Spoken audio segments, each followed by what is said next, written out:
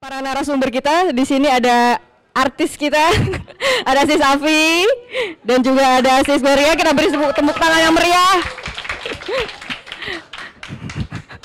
Ya, Bro dan Sis, sebelum kita mulai acaranya, kita berdoa dulu menurut kepercayaan dan agama masing-masing. Semoga acara ini dapat memberikan manfaat bagi kita semua dan dapat berjalan dengan lancar. Berdoa dimulai.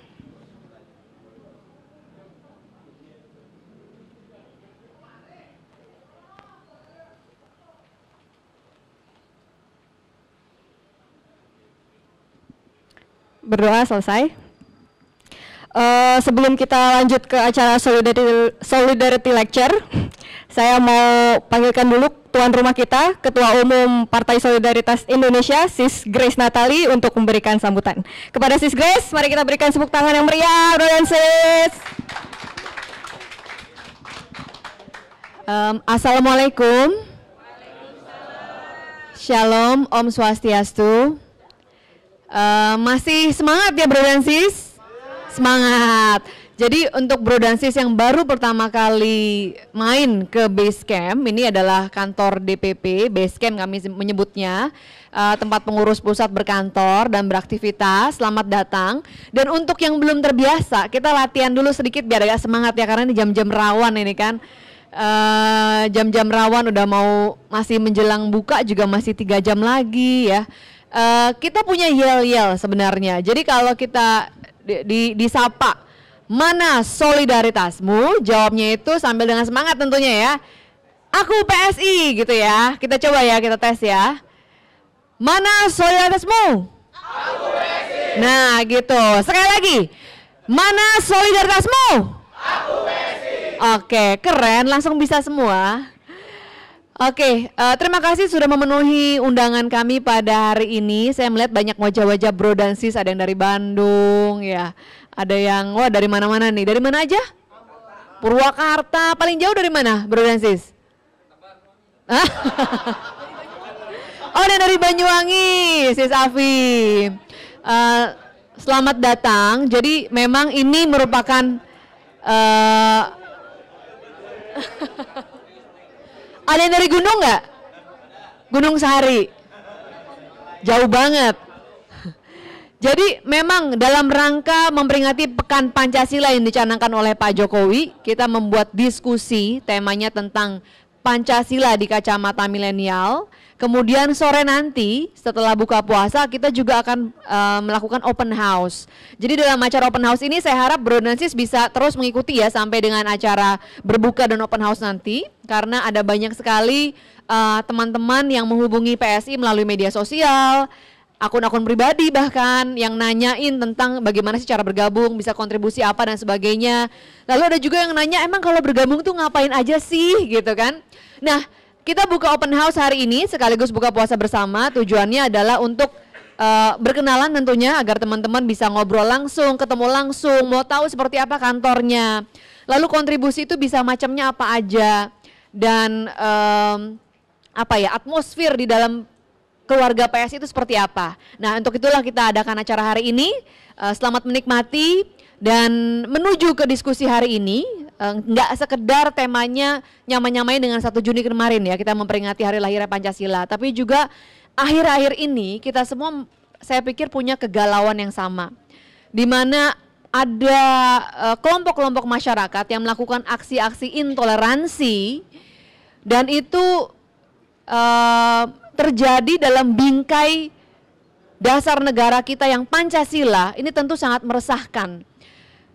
Kalau kita lihat Bung Karno dalam bukunya Lahirnya Pancasila, kumpulan pidato BPUPKI sebenarnya sudah membuat aturan main atau dasar-dasar alasan yang jelas kenapa kita punya dasar negara itu Pancasila. Saya ingin mengutip Bung Karno bilang bahwa dia itu menolak sistem monarki dan percaya bahwa demokrasi adalah sistem yang terbaik dan sesuai dengan ajaran Islam. Bung Karno juga bilang bahwa kebangsaan Indonesia itu menyeluruh dari Sumatera sampai Irian. Nggak ada yang kebangsaan yang hanya Jawa, hanya Riau, hanya Minangkabau, hanya Bugis dan sebagainya. Ini sudah clear dari awal. Dan kemudian segenap rakyat hendaknya bertuhan secara kebudayaan, yakni dengan tiada egoisme agama Dan hendaknya negara Indonesia satu negara yang bertuhan. Seandainya kelompok-kelompok masyarakat siapapun di luar sana, termasuk kita hari ini juga ya, mengingat kembali dasar-dasar negara yang telah ditetapkan oleh founding fathers kita. Seharusnya kita tidak melihat ada aksi intoleransi yang terjadi, apalagi aksi-aksi persekusi yang akhir-akhir ini semakin ramai dilakukan di mana-mana, sampai ada buronannya bahkan. Jadi hari ini semakin relevan kita membicarakan dan mengingat kembali dasar-dasar negara kita yang telah ditetapkan oleh para founding fathers kita. Dan hari ini juga tamu kita semakin istimewa karena kami mengundang 2 millennials. Ada, mungkin kalau saya panggil namanya sekali ini kita berikan tepuk tangan yang meriah ya. Ada Gloria.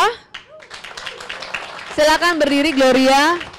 Gloria ini baru selesai ujian kimia, langsung ke sini, jadi masih langsung dari sekolah ya. Gloria kelahiran tahun 2000 ya, 1 Januari 2000, millennials banget. Kemudian ada Afi. Afi datang jauh-jauh dari Banyuwangi untuk memenuhi undangan kami. Terima kasih. Tepuk tangannya dong yang meriah untuk Afi. Oke, dan diskusi kita hari ini akan dipandu oleh salah satu ketua DPP PSI yang juga millennials, Sis Samara Amani. Silakan. Oke, waktu dan tempat saya persilakan langsung aja ke Sis Samara. Terima kasih Sis Grace. Terima kasih kepada semua yang sudah hadir. Mungkin Afi dan Gloria bisa langsung maju aja ke depan. Jadi ini pertama kalinya saya berada dalam satu panel di mana saya yang paling tua. Biasa saya selalu yang paling muda, tapi kali ini saya yang paling tua. Tapi itu semacam optimisme, karena selama ini saya merasa bahwa nggak ada anak muda yang peduli dengan Indonesia. Tapi ternyata itu hanya imajinasi saya belaka. Buktinya ada muncul sosok seperti Afi, Gloria, dan mudah-mudahan muncul juga sosok seperti Afi dan Gloria di tempat-tempat lainnya. Diskusi kita kali ini akan lebih banyak bahas tentang, duduk aja ya, nanti mereka aja berdiri. Akan lebih banyak bahas soal Pancasila dan tentunya perkembangan terakhir. Mungkin singkat aja dulu ke masing-masing Afi dan Gloria. Apa sih makna Pancasila buat kalian? Mungkin Gloria dulu boleh.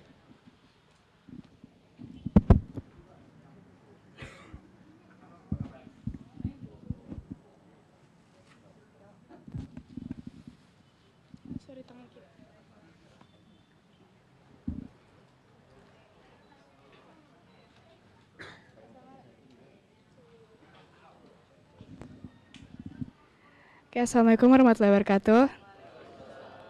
Terima kasih atas kesempatannya. Kalau Pancasila itu menurut aku itu lebih ke apa ya? Dasar dari segala perspektif kita kan semua orang diciptakan berbeda-beda. Dan dengan kita juga punya cara hidup yang berbeda-beda, dari bicara, dari penampilan aja udah beda-beda. Kembar aja sifatnya nggak mungkin sama, serumah aja nggak mungkin sifatnya sama. Nah dari situ perlu ada dasar yang mencangkup semua keperbedaan itu, dan dimana bisa dikemas dengan rasa sayang dan cinta, dimana kita bisa mencintai orang apa adanya. Dan disitulah saya melihat Pancasila sebagai wadah cinta tersebut. Gimana caranya kita bisa mencintai orang dalam kebinekaannya, dalam perbedaannya, dan dalam itu menurut saya Pancasila itu udah mencakup segalanya. Dasar yang sangat baik. Makasih Gloria. Mungkin Afi berdiri aja.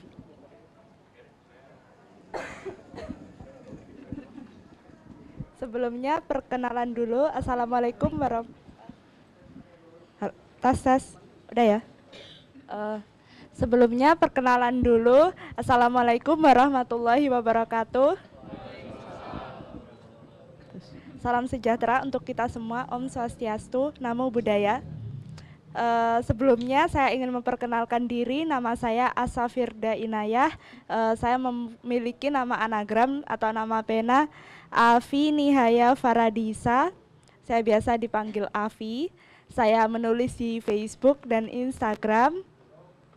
Dan saat ini saya biasa disebut sebagai the author of warisan atau penulis warisan. Baik, bagi saya Pancasila adalah apa yang kita pelajari sejak SD. Jadi kalau hari ini kita ditanya apa itu Pancasila dan kita nggak tahu, itu sangat-sangat keterlaluan sekali. Karena kita mempelajari itu dari sejak SD. Pancasila adalah 5 dasar kita dalam melakukan tindakan apapun. Kemudian Pancasila adalah ruh kita, darah kita dalam bernegara, berbangsa, dan bermasyarakat. Terima kasih. Ya, terima kasih. Dulu Bung Karno itu menolak disebut sebagai penemu Pancasila. Bung Karno lebih suka disebut sebagai penggali Pancasila. Itu karena menurut Bung Karno, Pancasila itu bukan sesuatu yang baru. Pancasila itu sesuatu yang ada di dalam masyarakat Indonesia ratusan tahun lamanya. Yang menarik, apakah betul bahwa Pancasila yang katanya Bung Karno itu ada di keseharian masyarakat Indonesia setiap hari, itu masih nggak sih sebenarnya saat ini? Apakah masyarakat kita saat ini masih memiliki Pancasila dalam kesehariannya? Boleh Afi dulu aja deh.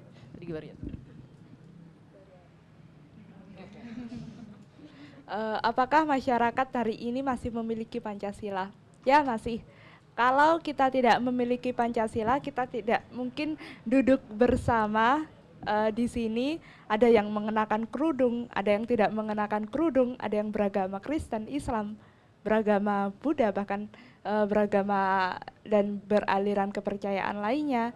Jadi sebenarnya kita masih memegang teguh Pancasila di ranah umum, tapi kita harus lebih mendalami dan menginternalisasi Pancasila itu sendiri.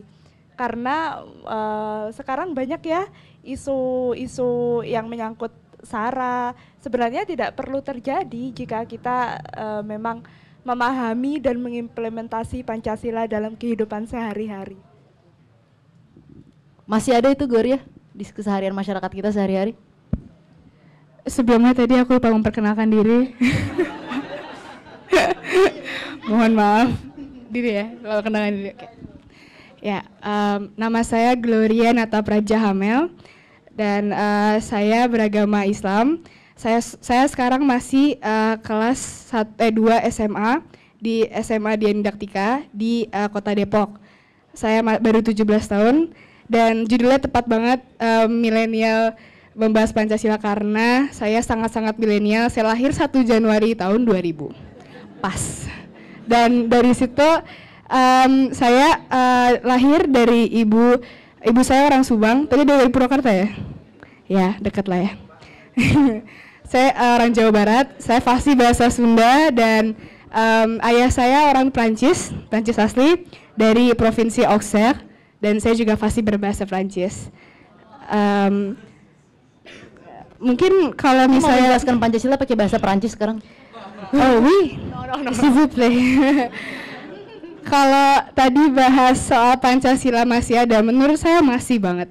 Karena benar tadi kata Kak Afi, kita nggak mungkin bisa duduk di sini tanpa bercekcok ria kalau misalnya kita emang nggak bisa menghargai pendapat orang, cara orang berpikir. Nah, itu masih saya rasakan karena teman-teman saya pun sebenarnya kalau mau bahas soal milenial, mungkin aku berpengalaman langsung karena aku sendiri anak milenial, jadi teman-teman aku juga baru lahir. Dan di situ aku sangat bahagia karena teman-teman aku yang banyak aku kenal di sekolah-sekolah itu kebanyakan nggak seperti kakak-kakak di luar sana yang mulai tadi kan ada banyak kasus SARA, tapi di kalangan kita anak muda itu sama sekali aku jarang banget dengar ada. Bahkan yang beda agama dibully itu hampir nggak pernah.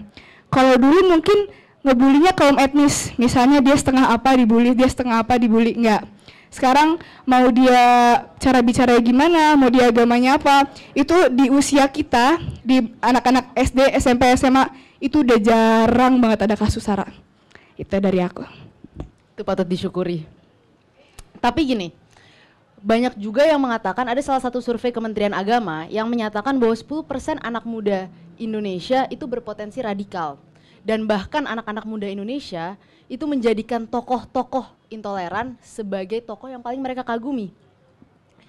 Kira-kira menurut Afi dan Gloria, mungkin Afi dulu yang bisa jawab, bagaimana caranya mensosialisasikan nilai-nilai Pancasila ini kepada anak-anak muda Tapi bukan hanya tersosialisasi, tapi sampai tahap action. Bagaimana akhirnya anak-anak muda kemudian bisa mengamalkan, mengimplementasikan nilai-nilai Pancasila yang sebenarnya kan begitu mulia gitu. Baik, 10% anak muda di Indonesia berpotensi radikal. Apa sih itu radikal? Apa radikal itu yang mengenakan jilbab lebar, yang mengenakan celana cingkrang, yang berjenggot? Apakah mereka radikal? Tidak. Radikal adalah orang yang memaksakan kebenaran versi yang dia yakini dengan kebenaran yang diyakini oleh orang lain. It's okay, saya menganggap berjilbab adalah wajib dan Islam adalah agama yang paling benar. Anda menurut kitab suci saya dikatakan seperti itu. Anda juga beriman bahwa jadi seorang pastor dan beragama Kristen adalah agama yang paling benar dan tugas paling mulia di jagat raya. Menurut agama Anda meyakini itu adalah kebenaran yang mutlak. Nah, kalau kedua ini saling memaksakan kebenarannya, yang kedua dua-duanya tidak ada yang benar, gitu loh. Dua-duanya radikal, intoleran. Maka intoleran itu apa sih? Intoleran itu adalah sikap ketiadaan tenggang rasa di antara dua orang atau lebih. Kita bebas menjalankan aturan agama kita. Kita bebas meyakini kebenaran versi kita di dalam hati kita sendiri. Nah, kalau menanamkan Pancasila di hati anak-anak muda yang mulai terkena virus radikal, sebenarnya mudah saja. Karena Pancasila itu sama sekali tidak ada yang melanggar nilai keagamaan. Sila berapa yang melanggar nilai keagamaan? Tidak ada. Jadi menurut saya pendekatan Pancasila yang paling mungkin bagi generasi muda sekarang ini adalah dengan perilaku nyata. Misal kita mulai berpikir, gue melakukan ini sesuai sama sila nggak sih? Gitu aja. Simple. Gloria, mungkin ada saran-saran? Aku setuju, benar-benar setuju, karena Pancasila tuh dasar negara kita dan juga dasar atas apa yang kita harus berlakukan. Memang sekarang aku jarang banget ngelihat ada yang mengimplementasikannya kepada kelakuan sehari-hari, karena masih banyak yang kalau sila-sila itu ada 5 dan sekarang gak cuman ketuhanan yang Maha Esa doang terancam, tapi hampir semuanya, yang juga jarang ada orang yang masih melakukannya. Bahkan hafal pun jarang. Dan di situ teman-teman saya biasanya, emang sih kita di sekolah ada pelajaran PPKN. Tapi kalau kita belajar, tapi kita gak minat dan kita gak mau tahu, gak bakal nyangkut. Abis ujian pasti lupa. Nah, di situ justru sayangnya saya sama cara diimplementasikannya Pancasila. Karena kalau sosialisasinya benar-benar kena ke anak-anaknya, saya yakin kok yang bibit-bibit radikal itu nggak bakal bertumbuh. Karena kita dari awal sudah ada niatan, ini negara saya ingin tahu tentang negara saya dan saya ingin cinta dengan negara saya dengan apa yang saya ketahui tentang negara saya. Tapi karena dia nggak kenal sama negara dia sendiri, bagaimana caranya dia bisa cinta? Bagaimana caranya dia bisa berlaku sesuai dengan apa yang harusnya. Kita kalau nggak cinta sama Tuhan kita sendiri, kita nggak mungkin mengikuti ajarannya. Saya kebetulan mualaf dan saya baru masuk Islam karena ayah saya Katolik dan ibu saya Muslim. Lalu saya diberi kebebasan oleh orang tua saya untuk memilih agama saya sendiri. Karena menurut orang tua saya,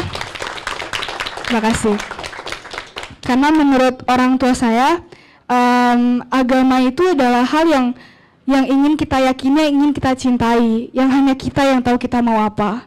Nah, dari situ saya baru mualaf dan menurut pandangan saya, yang dikatakan Kak Alfi itu sangat benar. Apa yang kita yakini itu pasti apa yang kita laksanakan. Kalau kita nggak yakin sama apa yang founding fathers kita turunkan kepada kita, Pancasila, kita nggak mungkin bisa mengimplementasikan sehari-hari, apalagi kalau kita nggak kenal tentang Pancasila tersebut. Itu aja. Memang kita nggak bisa memaksakan kebenaran kepada orang lain, dan memang tidak boleh. Tapi faktanya di negara kita ini sekarang ada kelompok-kelompok yang secara nyata memaksakan kebenaran. Bukan hanya kepada orang yang berbeda agama, bahkan yang satu agama. Kalau sudah satu agama harus satu mazhab. Kalau sudah satu mazhab harus satu pandangan. Kalau pandangannya berbeda, dia kafir. Kalau dia bukan kafir, dia munafik. Antara dua itu. Bagaimana mengatasi orang-orang yang memaksakan kebenarannya itu kepada kita? Apakah kita harus mengatasi dengan teriak-teriak seperti yang mereka lakukan? Atau apa? Kalau kita berikan penuh kasih sayang, nanti dipikir ntar mereka ngelunjak. Cara-cara apa yang harus sebagai anak muda ya? Apa yang harus kita lakukan menghadapi orang-orang itu? Mungkin boleh Gloria dulu. Oke, kalau soal cara-caranya, sebenarnya sih gimana ya? Kalau soal orang-orang yang berpandangan dan menyingkirkan pandangan lain yang menurut dia salah, itu berarti mungkin SD-nya belum benar. Karena yang saya pelajarin di SD, karena saya belum lama lulus dari SD dan saya masih ingat di situ, mohon maaf yang lebih sepuh. Di situ saya menemukan bahwa di SD kita diajarin ini teman kamu, kalau teman kamu salah kamu maafin, bener nggak? Orang tua kita juga ngajarin kan, kalau teman kamu salah kamu tanya kenapa dia melakukan itu dan kamu maafkan. Tapi masalahnya di sini kadang kita tuh nutup mata dan kita cuma mau tahu apa yang kita yakini itu benar. Kadang kita tahu dia sebenarnya nggak salah, tapi karena ego, karena juga gengsi, karena harga diri yang terlalu ditetapkan terlalu tinggi, itu kita jadi enggak, lo salah dan lo nggak mungkin benar. Dalam mindset kita pasti kayak gitu. Sama saja seperti halnya kelompok-kelompok tadi yang mungkin ngelihat kalau ini pandangan nggak benar, kita punya pandangan kayak gini, kita mau push kayak gini. Yang tadi kakak bilang radikalisme. Dan aku sedih karena kita udah hampir 72 tahun merdeka dan dari hampir 72 dan hampir 72 tahun itu aku nggak jarang ngelihat kasus SARA dalam histori negara kita. Dan kenapa baru sekarang? Kenapa ketika kita seharusnya lebih maju daripada orang zaman dulu tapi masih bermental purba? Itu yang aku sedihin. Karena harusnya mereka bisa kita dulu punya adat banyak, adat Jawa, adat Sunda, tergantung kita di mana lahir kalau zaman dulu. Dan menurut aku yang udah kulihat, itu semua etnis kaum mengajarkan satu hal yang sama. Sayangilah orang di sebelahmu, sayangilah musuhmu, sayangilah siapapun itu di hadapanmu, maupun yang tidak ada di hadapanmu. Yang sekarang kita cuman lewat segenggam HP aja. Nah, aku mulai sedih karena yang aku bilang tadi, mungkin mereka lupa apa yang mereka pelajarin di SD atau apa yang mereka dapatkan dari orang tua mereka.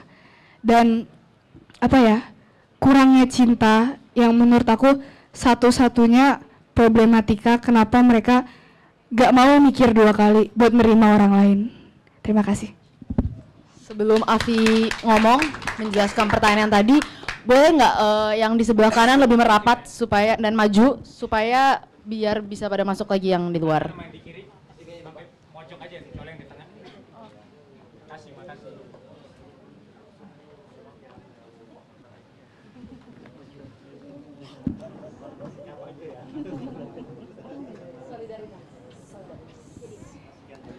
Ini solidaritas puasa. Ya, pertanyaannya sama Afi, bagaimana caranya mengatasi orang-orang yang memaksakan kebenaran kepada kita? Apa yang harus kita jawab ke mereka? Memaksakan kebenaran itu sebenarnya konsep yang sangat konyol menurut saya. Saya tahu bahwa di dalam sebuah agama pasti diajarkan bahwa agama kita adalah agama yang paling benar, keyakinan kita adalah keyakinan yang paling benar. Tapi konsepnya adalah Islam adalah agama yang paling benar karena dikatakan dalam Al-Quran bahwa Islam adalah agama yang paling benar karena dikatakan bahwa dalam Al-Quran kayak gini. Kristen adalah agama yang paling benar. Kitab Injil adalah kitab yang paling benar karena dikatakan dalam Injil bahwa Injil adalah kitab yang paling benar karena dikatakan dalam Injil bahwa Injil adalah kitab yang paling benar. Itu kan muter terus. Ini paling benar karena di dalam Quran paling benar. Kenapa dalam Quran paling benar? Karena di sini paling benar gitu loh, muter gitu. Nah, kalau kebenaran muter itu dipaksakan pada orang lain, kan menimbulkan perpecahan. Misal saya punya cowok nih. Cowok saya ganteng banget ya, cowok saya ganteng banget. Terus saya dalam hati gini, cowok saya ganteng banget nih, saya harus pastikan seluruh dunia tahu bahwa cowok saya ganteng. Terus saya bilang sama teman-teman saya, cowok gue paling ganteng nih, cowok lu jelek-jelek semua karena cowok gue paling ganteng. Masa gitu? Iya, saya yakin bahwa cowok saya paling ganteng, tapi kan nggak perlu jelek-jelekin cowok orang. Kan gitu. Itu sih memaksakan kebenaran versi saya. Sebenarnya lucu ya, orang-orang yang memaksakan kebenaran ini tuh nggak paham sejarah agamanya. Mereka masih merasa bahwa Pancasila itu kurang religius katanya, gitu. Bahwa ada satu ideologi baru yang lebih religius. Padahal dalam Islam sendiri misalnya, Rasul pernah membuat satu konsensus bersama, konsensus kebangsaan yang dikenal sebagai Piagam Madinah. Di mana dalam Piagam Madinah itu diatur kehidupan orang Muslim dan orang Yahudi. Rasul melakukan itu.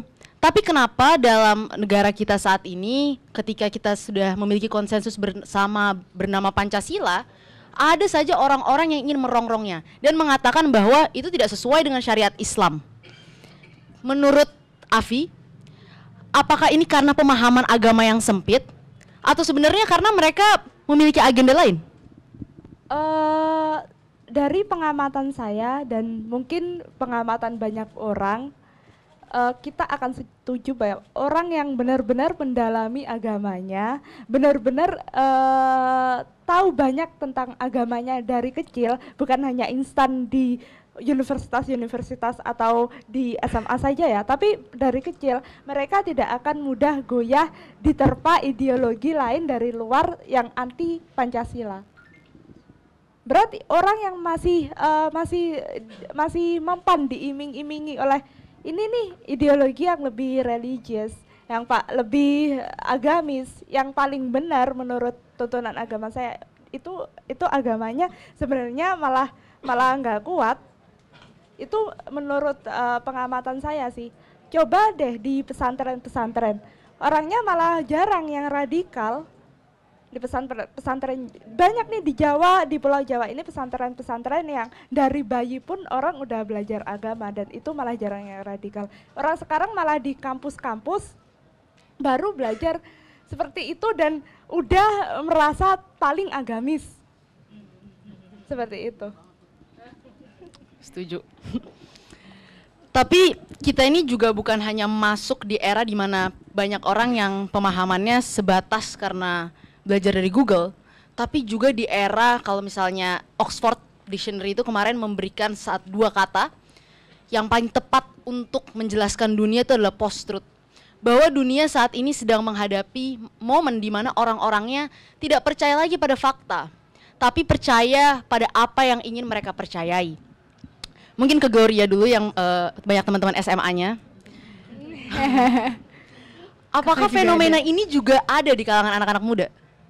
Sebenarnya sih ada, pasti ada. Dalam semua kalangan saya yakin pasti ada. Dalam yang sepuh, yang muda, yang SD pun pasti ada. Pacaran aja anak SD udah pacaran sekarang. Aduh. Nah, dari situ mungkin kalau soal itu apa ya? Kebanyakan dia tuh Oxford karena dia nggak peduli sama pandangan orang lain. Karena dia juga apa ya, ngelihat nih, wah ini pasti yang paling bener nih. Ngelihat apa citung ada something di WhatsApp, pasti buka ada berita lalalala dan wah ini apa nih, wah paling bener nih. Padahal itu hoax. Kayak jauhkan HP Anda hari ini karena akan ada apalah itu bintang yang melintas selalu akan membakar karena akan mempunyai, pasti Anda kenal dengan hoax-hoax seperti itu udah basi banget. Tapi di situ ibu saya masih ngirimin ke saya, kamu hati-hati ya nak, nanti malam bakal ada ini. Selalu kayak, mama sumbernya dari mana? Dari situ yang aku lihat problematikanya satu, orang itu terlalu malas untuk cari sumbernya. Karena sekarang orang maunya yang instan, mie instan. Kalau mie-nya yang bermasak kayak tele-tele pasti males. Dan dari situ aku rasa banyak sekali kemalasan yang mulai muncul. Dan mau beritanya yang instan. Lewat di WhatsApp dia langsung kayak, wah saya paling smart, saya baru ngeliat berita yang sangat amazing. Padahal itu beritanya hoax. Sedih. Karena menurut saya, Anda pintar itu nggak bisa instan. Anda mau informasi, Anda harus belajar. Kita nggak mungkin bisa hafal Al-Quran kalau kita nggak hafalin. Kita nggak mungkin bisa tahu sifat orang kalau kita nggak deketin. Bener nggak? Dari situ, menurut saya, isunya itu di betapa malasnya orang untuk menggali kebenaran dan betapa mudahnya mereka dipersuasikan tentang apa yang sebenarnya nggak benar, tapi mereka benerin aja. Oh iya ya, masa kemarin tetangga gue ini nih, oh iya masa sih, terus habis langsung ngomongin ke orang yang lainnya. Padahal belum tentu orang itu ngomong bener, siapa tahu dia ngarang, siapa tahu sebelahnya rumah kosong. Dari situ yang menurut saya sedih adalah bangsa ini yang mulai malas untuk tahu asal-usul dari sesuatu. Bahkan itu adalah yang kebenaran, bahkan itu adalah yang keburukan, tapi mereka nggak mau tahu. Terima kasih. Menarik tadi Gloria bilang soal orang malas cari sumber. Kalau misalnya kita melihat data literasi Indonesia, kita itu dari 65 negara kalau tidak salah, kita tuh ke 64. Jadi kita literasinya sangat rendah gitu. Kira-kira literasi yang rendah itu berpengaruh nggak terhadap pemahaman yang sempit dan kemudian pemikiran yang akhirnya cenderung radikal? Kalau menurut aku sih iya, karena pemahaman yang sempit dan kalimat juga untuk berekspresi yang sempit itu sangat mempengaruhi. Karena kadang kita aja nggak pakai bahasa Indonesia buat nulis caption Instagram. Kenapa? Satu, kadang orang beranggapan itu kurang keren. Dua, kalaupun dia nggak anggap itu kurang keren, kadang dia mikir, ini kalau di bahasa Indonesia jadi apa ya? Saking kalimat itu kompleks tapi nggak ada penjelasannya. Tapi itu serius, aku sering ngalamin. Contoh, kayak tadi yang baru diterbitkan kata kakak tadi kalimatnya? Post-truth. Post-truth, udah ada di bahasa Indonesianya? Pasca kebenaran dan nggak enak. Itu nggak enak dan panjang sekali. Bikin caption aja, bikin hashtag aja, kita harus mikirin singkatannya. Saking kalimat Indonesia belum banyak yang compact dan tepat, padat, singkat, mantap. Di situ mungkin ini sedikit saran buat kakak-kakak yang emang berkiprah di dunia literasi untuk ayo bangunin Indonesia lagi, bangunin bahasa kita lagi, tapi cari bahasa yang karena kita bisa menciptakan. Kita udah menciptakan bahasa Indonesia, manusia menciptakan bahasa Inggris, orang tua yang menciptakan bahasa Cina. Kenapa kita nggak bisa menambahkan? Kalau misalnya emang itu harus, karena semakin majunya zaman, saya yakin kecap itu nggak cuma satu kecap. Kecap asin, kecap manis, kecap setengah asin, kecap asem, pasti ada. Semakin majunya zaman dan semakin beragamnya cara kita berkreasi. Dan dari situ radikal, of course. Karena dari situ juga kadang orang suka menyempitkan diri. Karena nggak ada kalimat lain untuk diucapkan. Gloria jualan kecap ya? Enggak. Gloria jualan kecap. Aku jualan saus tomat. Makanya aku pakai baju warna merah. Kecap gue yang paling enak gitu ya. Kayak pemahaman kecap bango paling enak. Nggak apa-apa Gloria, ngomong-ngomong soal kecap, dulu Bung Karno ketika baru memproklamasikan bangsa ini, instruksi pertamanya kepada ajudannya adalah 10 tusuk sate, dan itu pasti butuh kecap. Jadi jangan khawatir. Bulan puasa dikit lagi buka untungnya. Ngomongnya sate. Soal kecap, tadi bener kata kakak, ada merek bango, ada merek, maaf nyebut merek, ada nyebut ABC, ada merek ini, ada merek itu. Enakan yang ABC tahu daripada bango, enakan yang gue yang paling enak. Nah, kayak agama, pokoknya Islam yang paling benar, pokoknya Kristen yang paling benar. Gak ada yang paling benar karena definisi benar menurut orang tuh pasti berbeda. Yang benar menurut aku belum tentu benar menurut kakak. Yang salah menurut kakak juga belum tentu salah menurut aku. Jadi karena konteksnya berbeda, jangan disambung-sambungin. Karena nggak mungkin pernah sama. Tuh, makasih. Such a wise girl. Kalau founding fathers kita, utamanya Bung Karno sebagai penggali Pancasila, masih hidup, kira-kira melihat situasi negara kita yang seperti ini, dan kemudian ada kelompok yang jelas-jelas ingin mengganti Pancasila sebagai dasar negara kita, kira-kira apa ya yang akan dikatakan oleh Bung Karno? Apa ya? Yang dikatakan sama Bung Karno sih paling-paling ya Allah, ya Allah, gini, gue nyetain Pancasila, udah merintisnya, gue merintis negeri ini dengan berdarah-darah, dengan perjuangan, dan sekarang generasi sekarang cuma modal jari dan sosmed dan kuota mau menghancurkan negeri ini. Mereka nggak tahu perjuangan kita dulu udah berdarah-darah ngorbitin Pancasila biar kita bisa bersatu. Gitu loh.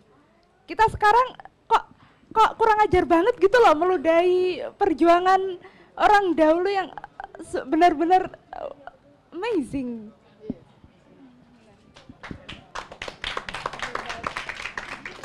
Kalau menurut Gloria, apa yang akan dikatakan Bung Karno? Aku bakal kasih kalau sekarang di WhatsApp titik. Kenapa kalian mau melakukan itu? Itu gak bisa dijelaskan pakai kata-kata karena terlalu sempit kosakatanya. Lagi. Dari situ saya berpikir, kalau jadi Bung Karno, aku udah males kayak nyelid sosmed. Aku udah buang HP gue jauh-jauh, aku pindah ke tempat yang gak ada manusianya, ke pulau terpencil, aku bakal mati di sana. Saking speechless-nya, bayangin. Makan permen karet, manis abis pahit buang. Karena sudah bosan, ngerasa sudah hebat, ngerasa kita nggak butuh Pancasila, itu dibuang. Kalian nggak mikirin betapa susahnya menusuk orang pakai bambu runcing. Maaf.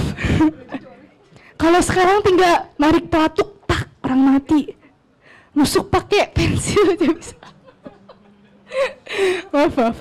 Pokoknya aku sangat, kalau aku jadi Bung Karno, aku fix bakal emosional, baper. Kalau kata orang sekarang, setengah mati. Sakit. Itu bikinnya gak gampang. Dan kita punya tujuan mulia dan malah dimain-mainkan. Itu yang lebih sakit lagi. Tujuan kita buat bersatu, tapi dipakai buat sumber perpisahan. Itu bukan diciptakan untuk itu. Please jangan dirubah konteksnya. Karena kita semua tahu, kalau tanpa ada perbedaan, hidup ini gak bakal berwarna. Tanpa ada perbedaan, gak mungkin dia ganteng, gak mungkin dia lebih ganteng, gak ada. Kalau gak ada perbedaan, gak bakal seru. Kalau gak ada, di kelas pasti ada tukang makan, di kelas pasti ada yang tukang ngebos, di kelas pasti ada yang paling pinter, di kelas pasti ada yang tukang tidur. Kalau gak ada salah satu, sepi gak? Terus kita mau nyamain semuanya. Anak paskibraka yang dari rambut, baju, sepatu, kaos kaki pun, merek anduk pun sama, dan parfum aja harus sama. Serius. Dan parfum itu aja harus sama. Kita masih punya sifat yang berbeda. Dan kita masih sayang sama teman kita. Kita rela push up 1000 malam-malam demi dia. Dia yang salah, kita turun. Kalau kita siap dihukum bersama. Karena apa? Saya nggak peduli dia mau Hindu, mau Buddha, mau ngeselin, mau baik sama saya, mau jutek atau enggak, dia teman saya. Kita sama-sama punya mata, sama-sama punya otak buat paham kalau emang gak harus sama buat dicintai, gak harus menerima semuanya. Yang penting kita bisa mencintai, itu menurut saya yang paling penting.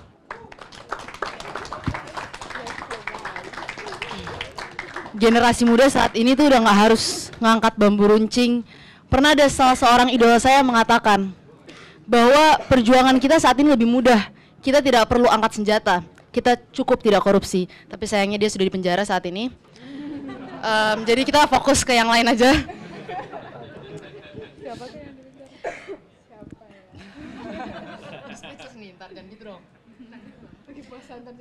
Tadi kalau kata Bung Karno, tapi kalau seandainya Bung Karno, Bung Hatta dan mereka-mereka yang di panitia BPUPKI saat ini hadir misalnya menyaksikan Gloria dan Afi hari ini, apa yang ingin Gloria dan Afi katakan kepada mereka? Mungkin boleh Afi dulu.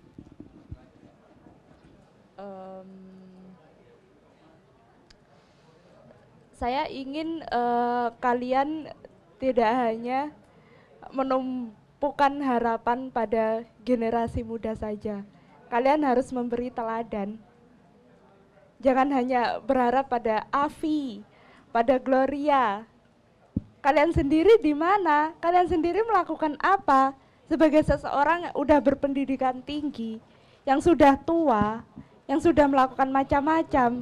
Kalian bisa apa sih buat negeri ini? Jangan cuma bertumpu pada kami gitu loh.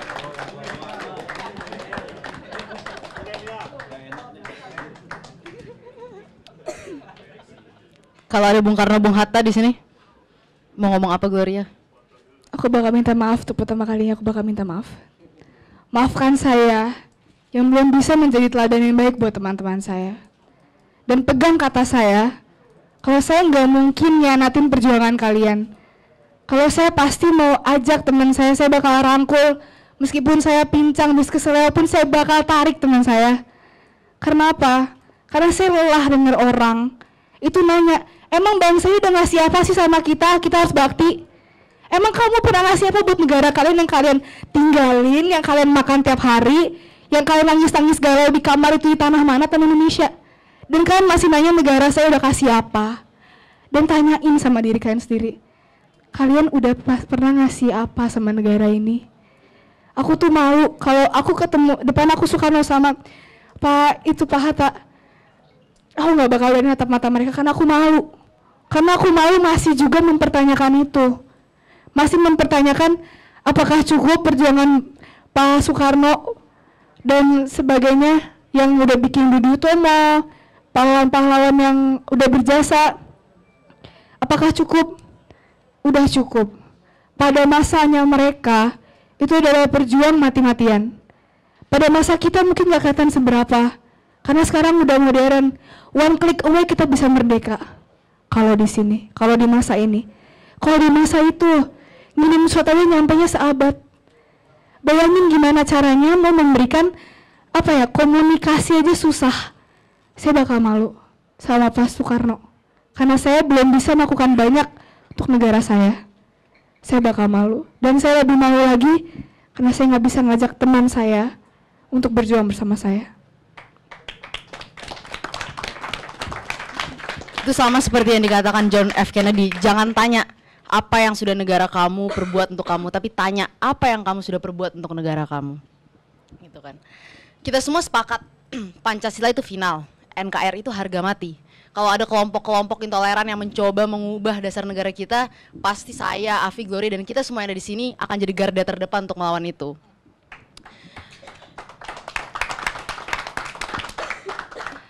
Tapi ada problem juga. Dulu misalnya ketika kita ingat di masa Orde Baru, Soeharto misalnya atas nama Pancasila melakukan pembungkaman terhadap aktivis dan media. Itu yang dikritik oleh salah satunya Petisi 50, bahwa terjadi personifikasi Pancasila terhadap sosok Soeharto. Gimana caranya supaya Pancasila di masa saat ini bukan doktrin, tapi Pancasila memang kita cintai bersama, bahwa memang kita sadar Pancasila itu bukan sekedar kita mengamalkannya bukan untuk menaati pemerintah semata, tapi karena kita sadar bahwa tanpa Pancasila kita dari Sabang sampai Merauke pasti akan terpecah belah. Mungkin siapa? Mau Afi atau Gloria dulu? Atau Sweet dulu? Afi. Pertanyaannya, bagaimana supaya Pancasila itu tidak menjadi doktrin, tapi menjadi sesuatu yang gimana ya, kita menjalani Pancasila secara fun. Sebagaimana kita meyakini agama kita meyakini Pancasila sebagai dasar negara terbaik. Saya mau tanya dulu, siapa sih di sini yang menganggap Pancasila, yang selama ini sudah menganggap Pancasila dan menerapkan Pancasila bukan cuma sebagai doktrin saja? Coba katakan siapa yang sudah menerapkannya. Belum ada? Satu ruangan belum ada satupun? Dengan cara? Dengan percaya kebinekaan itu kan salah satu keyakinan kita. Ya. Ya. Percaya saja mudah. Anak SD saja kalau didongengi terus-menerus mereka akan percaya bahwa dongeng itu nyata. Mereka cuma percaya aja kan, nggak mikir. Itu mudah banget. Nah, bagaimana cara menjadikan Pancasila bukan hanya sebagai doktrin, sebagai hafalan? Ya kita harus mencocokkan sikap kita setiap hari. Ini sikap gue udah sesuai sama Pancasila belum kalau gue melanggar aturan lalu lintas, kalau gue ngebuang sampah sembarangan, kalau gue gosipin orang, udah sesuai sama Pancasila belum? Ya gitu aja, nggak usah repot-repot, nggak usah berkata-kata yang macam-macam, gitu. Gloria, gimana caranya supaya Pancasila sesuatu yang kita amalkan secara fun kalau buat anak-anak muda, bukan doktrin? Secara fun. Mungkin balik lagi ke literasi, terlalu bakunya cara penyampaian yang membuat anak muda nguap. Itu udah pasti. Kita kalau lihat seminar, kalau kakak-kakak mungkin di sini yang hebat-hebat pasti pernah ngasih seminar. Itu anak muda yang paling pojok, yang paling malas pasti udah nguap. Kenapa? Karena kita sampai sekarang jarang ada orang yang benar-benar mengimplementasikan sebuah cara. Gimana sih caranya audiens saya bukan cuma ngedengerin, tapi dia ngerti. Dia ngerti karena dia satu perasaan sama saya. Nah, biasanya orang itu, guru, kebanyakan sekarang, dia cuma menyampaikan pergi yang penting ada nilai, yang penting anaknya pintar. Tapi pernah nggak guru mikirin anaknya suka? Anaknya suka ngerjain itu. Pernah nggak guru mikirin anaknya cinta sekolah makanya nilainya bagus? Kita kebanyakan, saya mewakili anak-anak karena kebanyakan berpikirannya sama. Saya sudah survei, karya tulis. Kebanyakan itu mereka nilainya bagus hanya untuk mendapat selembar helai kertas yang bernama ijazah. Kenapa? Karena kita didoktrin dari kecil kalau kamu nggak punya ijazah, kamu nggak lulus sekolah, kamu bakal bodoh. Padahal enggak. Kenapa? Karena di negara ini proses itu nggak dihargai. Yang dihargai cuma nilai, nilai, nilai. Anak itu beli kunci jawaban, lulus UN nggak? Lulus. Anak yang udah mati-matian belajar tapi emang bukan kapasitasnya, tapi dia udah berusaha, lulus nggak? Nggak. Itu yang bikin aku, gimana caranya orang nggak sayang sama Pancasila? Kalau bikin mereka cinta sama negaranya aja udah susah. Menurut saya, kita pasti bisa mengamalkan dalam kehidupan sehari-hari kalau emang kita udah kenal dan udah cinta. Kalau kita nggak suka sama lagu, kita bakal nyanyiin nggak? Enggak. Bakal terngiang kalau kita tiap hari denger di radio. Tapi selanjutnya 2 tahun kemudian masih kita nyanyiin nggak? Bakal hilang lagu tersebut. Coba lagu lama yang kita sayangin dan kita cintai. Sampai sekarang masih inget nggak kita liriknya? Masih dinyanyiin nggak? Lagunya siapa ya contohnya? Melly Goeslaw yang udah back 2000-an. Anak zaman sekarang masih nyanyiin. Kenapa? Karena mereka ngelihat esensi cintanya. Tapi kita nggak dapat esensi cintanya karena kita nggak pernah diajarkan untuk cinta sama Pancasila. Kita hanya diajarkan untuk menaati Pancasila. Kita nggak mungkin mau naatin kalau kita nggak tahu itu buat apa. Itu buat apa? Kalau gue udah ngikutin Pancasila, benefitnya apa? Itu nggak kena di anak muda. Menurut saya itu saya belum bisa memberikan solusi. Kenapa? Karena saya belum mempunyai banyak pengalaman di bidang itu dan saya mau jujur. Karena saya baru 17 tahun dan sepanjang saya hidup di 17 tahun ini, menurut saya baru observasi. Saya baru melihat kalau tahap bikin skripsi saya baru bab 2, belum bab 3. Kenapa saya baru bab 2? Karena terhambat saking banyaknya hal yang bermunculan di bab 2 itu. Saking banyaknya isu-isu baru yang bikin kita makin lupa sama kita sendiri. Yang bikin kita makin lupa sama isu pertama apa yang kita pengen bahas. Kayaknya isu ini lebih seru deh. Nengok ke sana, wah, Manchester habis diledakin, itu lebih seru daripada Pancasila yang sekarang udah kritis. Anak zaman sekarang lebih mikirin internasional tuh, go internasional lebih hebat daripada go nasional. Kenapa?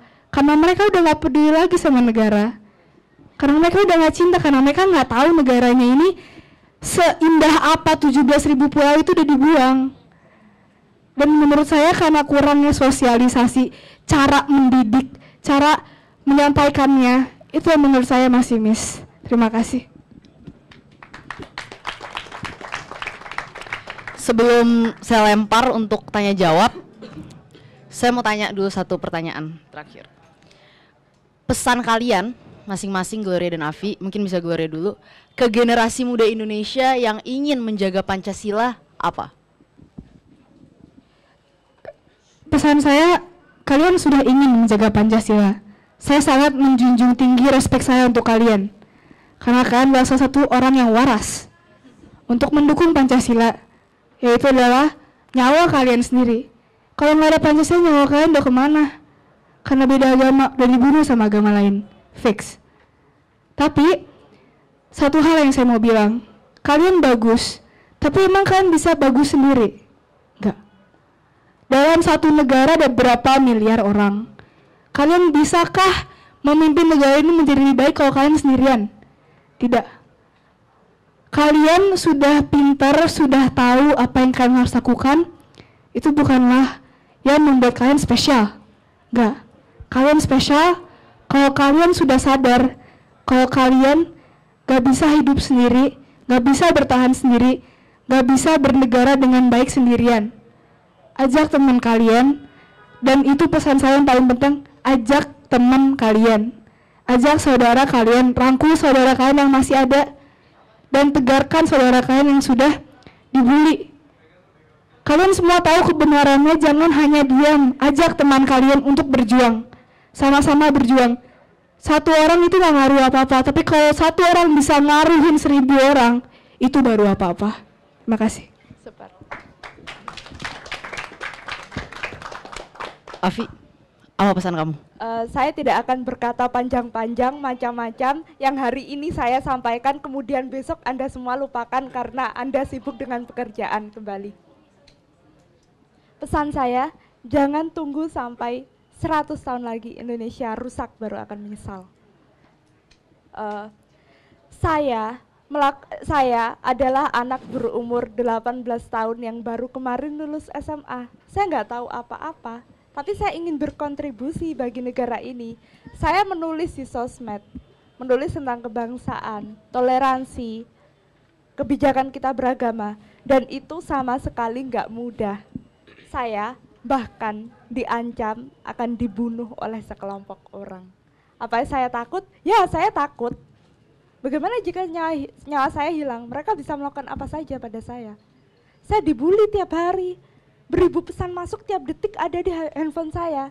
Di Instagram komen negatif bejibun. Sampai saya matikan semua komen di foto saya biar saya nggak stres. Itu karena apa? Satu, tulisan warisan. Saya tiap hari menerima pesan negatif tuh udah nggak kehitung jumlahnya, sampai saya nggak bisa buka satu persatu. Itu sama sekali nggak mudah buat saya. Tapi saya melakukan itu tulus. Saya dibully. Maka ayolah kita lakukan sesuatu untuk bangsa ini, apapun yang kita bisa. Kalau kita nggak bisa mengajak orang lain, memperbaiki orang lain, ayo perbaiki diri sendiri. Karena jika satu orang memperbaiki dirinya sendiri, maka kita semua akan maju bersama-sama, bukan sibuk mengomentari orang lain. Terima kasih. Terima kasih Afi, Gloria. Sebelum lempar ke floor, saya cuma mau bilang bahwa jangan pernah takut sama intimidasi, karena saya yakin semua orang yang di ruangan ini dan bahkan orang-orang Indonesia yang waras pasti akan melindungi kalian dari intimidasi sekelompok kecil orang yang sebenarnya sedikit tapi suaranya lantang dan mencoba mengganti dasar negara kita. Jadi jangan khawatir, walaupun saya juga merasakan itu. Oke. Sekarang kita lempar aja ke floor, siapa yang mau bertanya? 1, 2, 3 dulu ya, biar nggak banyak-banyak. Ya, Mas yang di situ.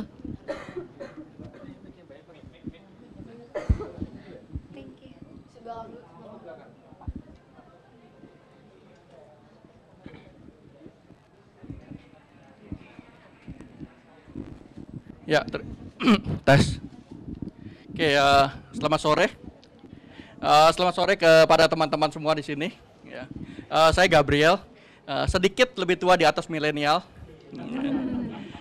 Oke, pertama-tama saya kira saya salut sekali ya dengan apa yang udah dikerjain oleh teman-teman milenial yang ditulis oleh Afi. Ya. Saya kira nggak banyak orang yang punya keberanian melakukan itu. Bahkan saya juga nggak yakin bisa seberani itu. Ya. Nah, tapi yang saya kepengen tahu sebenarnya adalah lebih ke arah bagaimana caranya kita bisa mengkomunikasikan Pancasila, bisa mengkomunikasi secara nggak membosankan. Kan tadi kan teman-teman milenial bilang ya, yang duduk di belakang itu pasti udah pada nguap-nguap gitu ya. Saya juga ngalamin ya. Saya generasi yang ngalamin yang namanya P4. Ya, wah, ini pada nggak ngalamin sebagian ya. Dulu itu kita itu masuk SMA ya, belajar P4 40 jam kita ya. 40 jam disuruh duduk ya dengerin Pancasila ya. Jadi kita ngerasain namanya pelajaran PMP. Nggak tahu sekarang masih ada nggak PMP? Nggak ada ya. Oke ya. Ya. Lalu dulu ada yang namanya PSBB juga ya. Ya.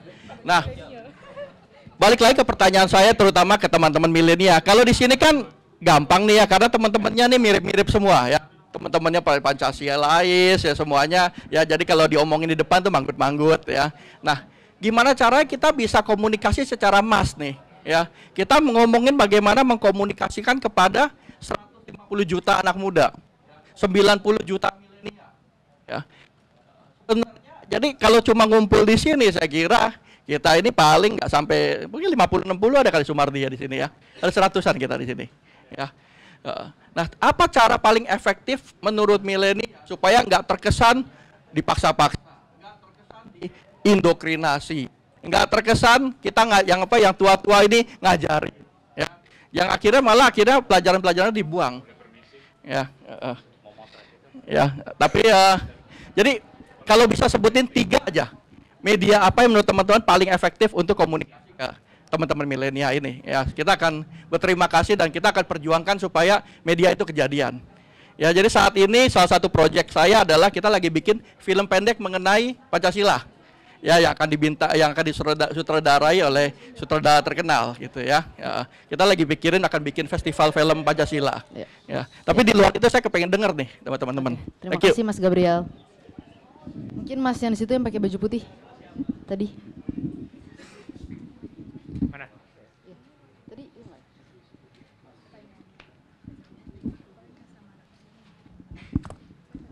Baik, selamat sore. Assalamualaikum warahmatullahi wabarakatuh.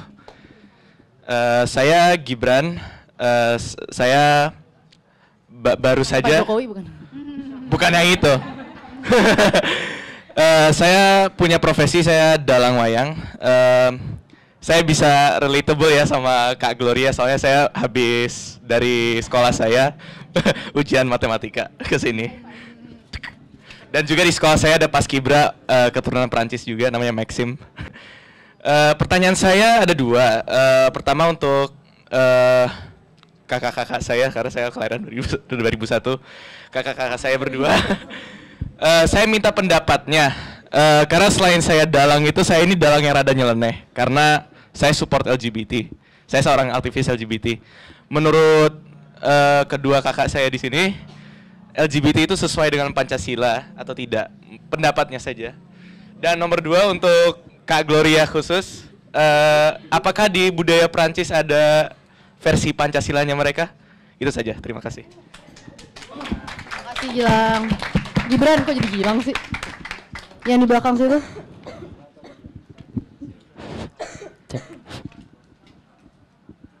Cek. Selamat sore kawan-kawan sekalian dan 2 pembicara. Menarik apa yang disampaikan oleh Mbak Afi dan Mbak Gloria. Mungkin saya di sini berdiri pengen ini aja sharing sekaligus meminta pendapat daripada kedua pembicara. Menyambung tadi pertanyaan yang disampaikan oleh Mbak Sis Samara gitu ya. Bahwa bagaimana cara bagaimana cara yang fun supaya Pancasila ini diaplikasikan oleh orang-orang Indonesia gitu kan. kan apa problemnya kan Pancasila ini sehingga ada kemudian intoleransi dan lain sebagainya itu kan karena Pancasila tidak dijadikan sebagai landasan untuk apa melakukan sesuatu gitu.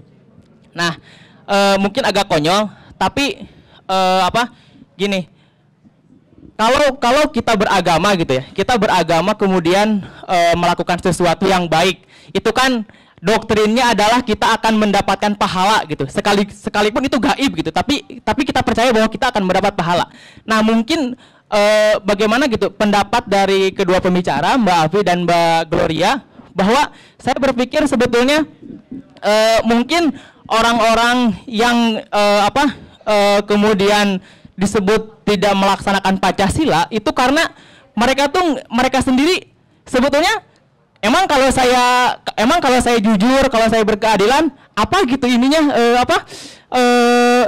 reward yang secara langsung saya terima gitu. Karena kalau beragama kan langsung dapat pahala gitu. Nah, oleh karena itu karena mungkin tidak ada reward atau belum merasakan adanya sense bahwa ketika kita berpancasila itu mendapatkan reward, akhirnya Pancasila sendiri ditinggalkan. Nah, jadi minta pendapat aja dari dua pembicara, apakah sebetulnya apa sebetulnya reward ketika kita berpancasila dan bagaimana mungkin mengkomunikasikan supaya nilai-nilai Pancasila ini bisa terrealisasi dalam kehidupan sehari-hari. Terima kasih. Terima kasih. Mungkin dari 3 pertanyaan itu aja dulu. Yang pertama, bagaimana mengkomunikasikan Pancasila supaya tidak membosankan ke milenial, cara-caranya fun, dan apa rewardnya? Sebelum ini pertanyaan yang berat ini. Siapa? Gloria dulu mau jawab. Jadi mana dulu yang jawab? Yang pertanyaan pertama atau yang pertama dulu, karena kan pertama, pertanyaannya mirip-mirip. Yang tadi kakak itu ya. Gimana supaya nggak Oke, gimana cara yang fun? Aku nggak mau ngeneglektasiin kalau aku nggak mau buang muka kalau emang anak zaman sekarang itu sangat-sangat mengagung-agungkan idolanya. Bahkan kadang milih buat nonton konser daripada sholat. Ini serius, aku juga tanpa sengaja melakukannya. Dan menurut saya, cara yang saya baru terfikirkan, kalau mungkin penerapannya adalah diberitahu oleh idolanya itu. Kayak misalnya, kalau aku ngobrol misalnya di depan umum, audiens aku anak paskibraka, mereka bakal sumringah setengah mati karena kita sama-sama tahu apa yang kita tahu. Karena mereka melihat aku sebagai teladan karena aku dari nasional, dan memang itu purpose-nya aku nasional, untuk menebarkan kebaikan di daerah yang lebih terpencil. Dan mereka pasti bakal senang karena kita nyambung. Tapi coba bayangin kalau yang ngobrol sama anak paskibraka itu contohnya anak seni, bingung nggak? Karena mereka nggak sepandangan. Karena bisa jadi mereka ini anak paskibraka kan kebanyakan aktivitas fisik, jarang ada yang berkecimpung di seni. Maka nyambung nggak? Bakal fun nggak menurut anak paskibraka kalau disampaikan melalui seni? Enggak. Jadi menurut saya mungkin penyampaiannya lebih ke orang yang tepat dengan audiens yang tepat. Karena kalau misalnya audiens sama yang menyampaikan itu nggak tepat, sosialisasinya sangat amat percuma. Karena orang yang dengerin pun nggak bakal mau peduli. Dan orang yang ngasih pun dia nggak bakal seneng ngasihnya karena dia nggak ngerasa fun juga. Karena kita pasti boring dong kalau audiensnya bakal diem aja dan bengong. Menurut saya seperti itu karena ya idolisasi itu emang sekarang udah meningkat, dan saya tahu udah nggak usah diturunin lagi karena memang efek perkembangan zaman dan globalisasi. Tapi dari situ kenapa kita nggak manfaatin kalau misalnya emang bisa menjadi suatu hal yang baik, bukan suatu hal yang selalu buruk. Terima kasih. Afi? Bagaimana cara kita menjadikan Pancasila fun, bukan hanya sekedar wacana belaka ya. Kalau beragama kita melakukan sholat ke gereja, nah itu kan dapat pahala tuh. Kalau ngelakuin Pancasila dapat apa? Well, yang pertama, konsep reward and punishment itu tidak efektif dalam hasanah psikologi. Konsep hukuman dan reward itu tidak efektif. Karena apa? Karena reward and punishment itu dasarnya adalah pamrih dan takut. Orang takut melakukan dosa, orang tidak melakukan dosa karena takut. Orang melakukan sesuatu karena nanti dapat pahala. Nah, kalau kita menyeberang jalan atau melanggar lalu lintas tapi nggak ada polisi, itu kan kita otomatis terang-terang aja karena kita pakai konsep punishment. Kita nggak takut kalau nggak ada hukuman. Kita nggak akan tertantang kalau kita nggak dapat pahala. Itu dari konsepnya saja sudah salah. Yang kedua, di Jepang orang akan tetap menaati peraturan lalu lintas andaikan di sana nggak ada polisi sama sekali. Karena mereka konsepnya bukan reward and punishment. Ntar kalau gue ngelakuin ini gue dapat apa? Ntar kalau gue melanggar hukum gue takut. Nggak gitu konsepnya. Mereka pakai konsep kesadaran. Mereka sadar bahwa apa yang mereka lakukan itu bukan kewajiban tapi kebutuhan untuk yaitu kesadaran gitu loh. Jadi Pancasila tidak akan bisa terrealisasikan dengan sempurna karena kalau kita belum memiliki kesadaran yang melampaui konsep reward and punishment. Dan kadang-kadang Pancasila itu dalam kehidupan nyata sejujurnya kita udah deket banget sama nilai Pancasila. Di Indonesia ini jarang banget ada perang antar suku hari ini, jarang banget. Nah, tapi ada satu hal di dasar jiwa manusia yang kalau kesenggol dikit aja kita akan kehilangan sense of kewarasan, kehilangan kewarasan. Apa itu? Belief, keyakinan, dan agama. Nah, cara untuk kalau itu pemahaman kita bukan, saya tidak menyalahkan agama, saya menyalahkan pemahaman kita tentang agama. Kalau itu dibenahi, masalah selesai. Kenapa tulisan warisan bisa viral? Karena itu membenahi dasar kita dalam memahami agama. Udah itu saja. Orang kelompok-kelompok beragama yang melarang kita untuk berpikir membenci tulisan saya karena apa? Ideologi mereka udah gak bakal laku kalau kita mikir. Ideologi mereka melarang kita mikir, sedangkan saya mengajak kita mikir. Saya mengajak kita memperbaiki apa yang menjadi dasar kita dalam hidup, ya ini belief, keyakinan, maka semuanya akan beres kalau itu sudah beres.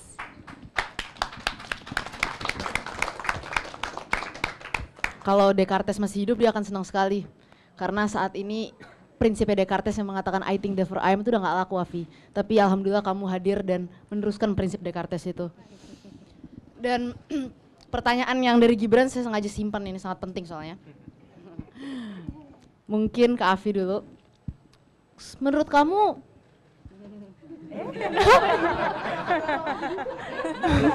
rasanya ditata dulu.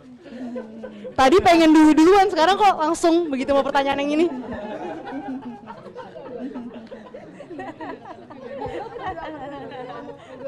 Gloria dulu. Oh sekalian kan ada pertanyaan soal Prancis tadi, oke. Gloria dulu. Oke, aku mau bahas soal tadi pertanyaannya, apakah ada Pancasila dalam Prancis? Di Prancis itu kita pakai hukum liberal.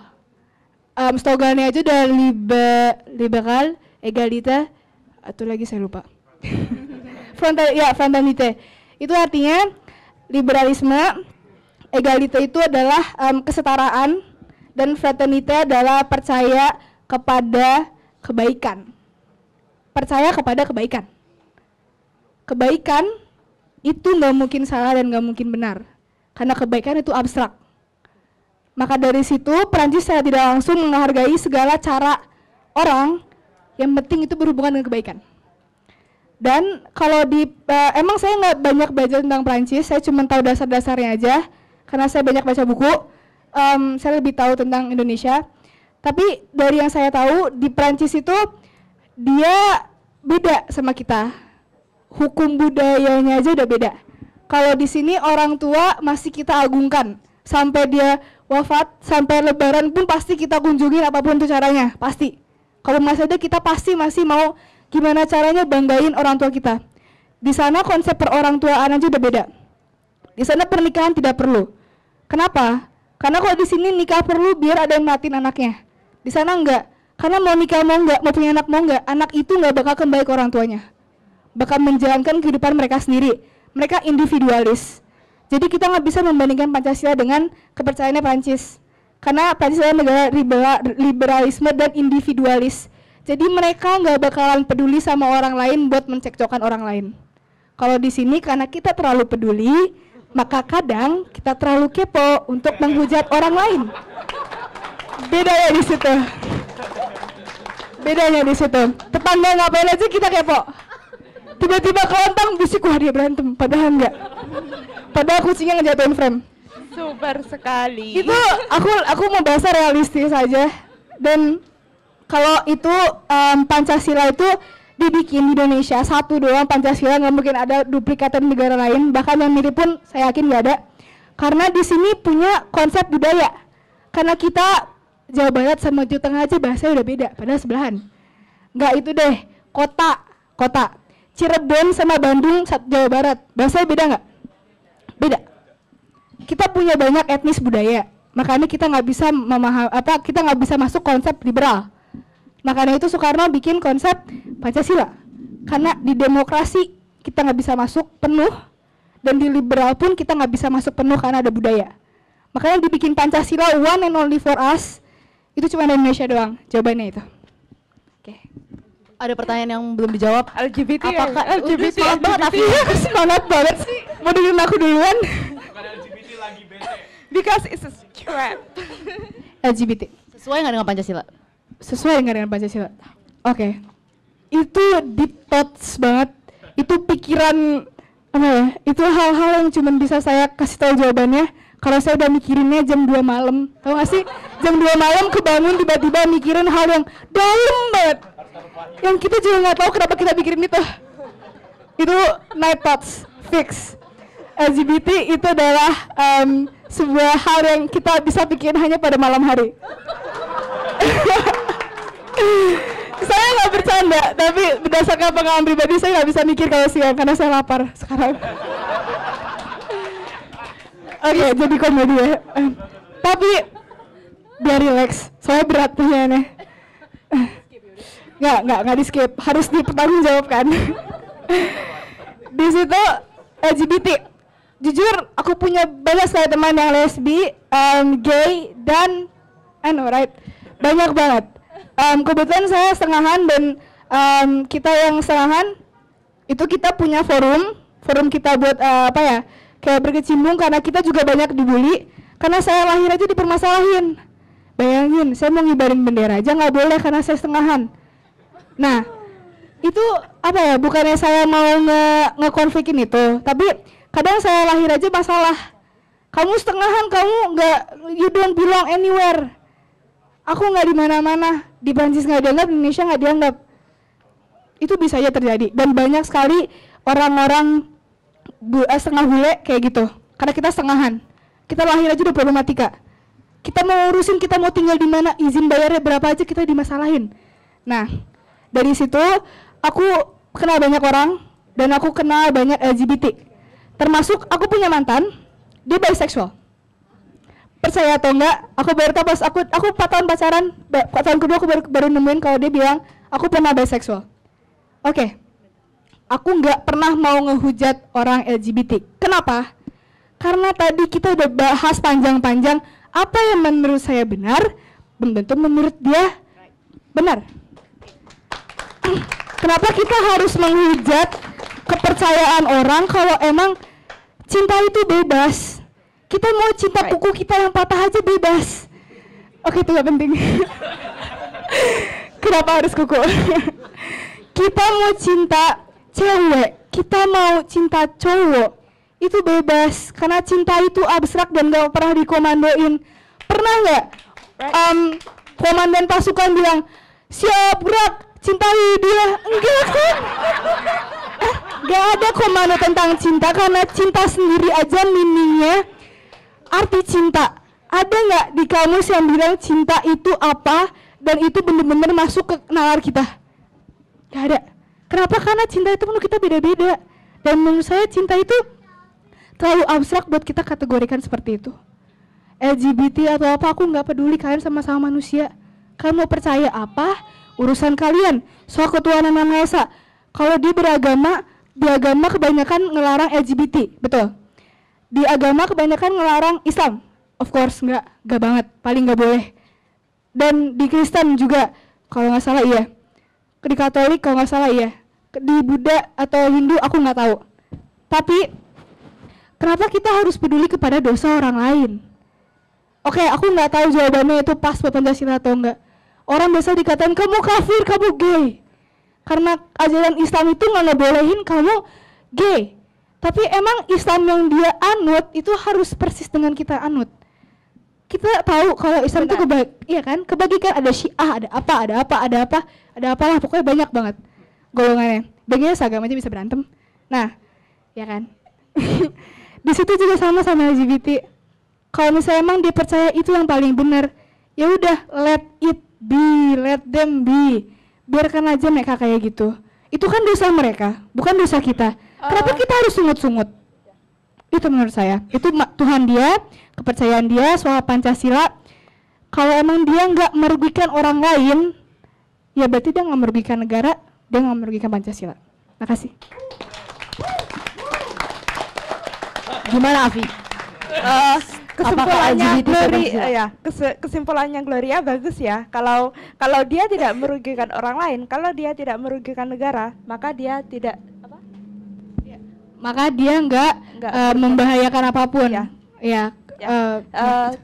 Pasti banyak yang nunggu jawaban Afi nih, Ayah Faradisa karena soal Afi sedang tegang. Lesbian, bisexual, gay, bisexual, transgender. Ya. Saya punya tulisan saya sudah nulis dari beberapa tahun lalu, tahun 2015 saat saya masih SMP. Saya sudah nulis soal LGBT. Ini tulisan lama tapi lumayan pendek, jadi akan saya bacakan di sini. Dahulu kala hiduplah 6 orang buta. Mereka sering mendengar tentang gajah. Namun karena mereka semua belum pernah melihatnya, mereka ingin sekali tahu seperti apa gajah itu. Maka mereka beramai-ramai pergi melihat gajah. Orang buta pertama kali mendekati gajah. Ia tersandung dan ketika terjatuh, ia menabrak sisi tubuh gajah yang kokoh. "Oh, sekarang aku tahu," katanya. "Gajah itu seperti tembok." Orang buta kedua meraba gading gajah. "Mari kita lihat," katanya. "Gajah ini bulat, licin, dan tajam. Jelaslah gajah lebih mirip sebuah tombak."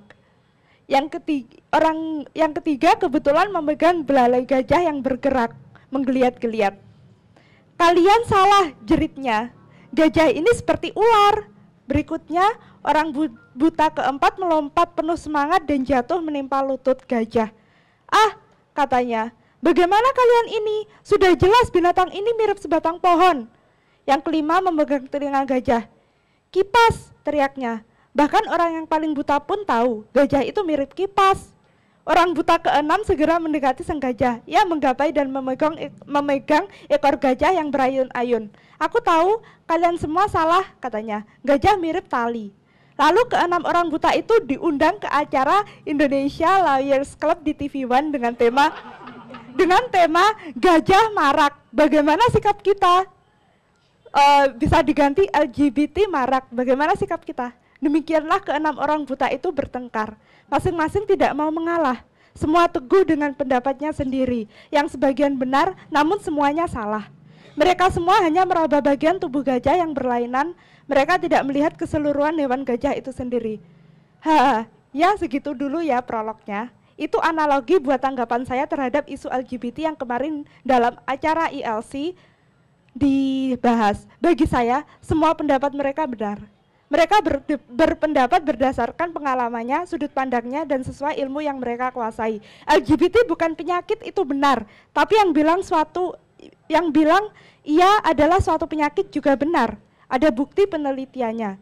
LGBT itu tidak bisa disembuhkan karena faktor DNA, juga bisa disembuhkan karena faktor psikologis. Itu juga benar, ada bukti ilmiahnya. LGBT itu menular sekaligus tidak menular. Juga benar, ada bukti, ada saksi hidupnya.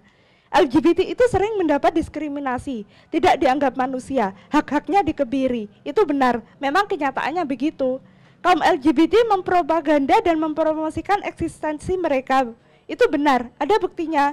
Kaum LGBT di luar negeri bisa berprestasi juga benar. LGBT jadi sampah masyarakat juga benar. Negara-negara yang mengakui pernikahan sejenis justru negara yang maju itu benar.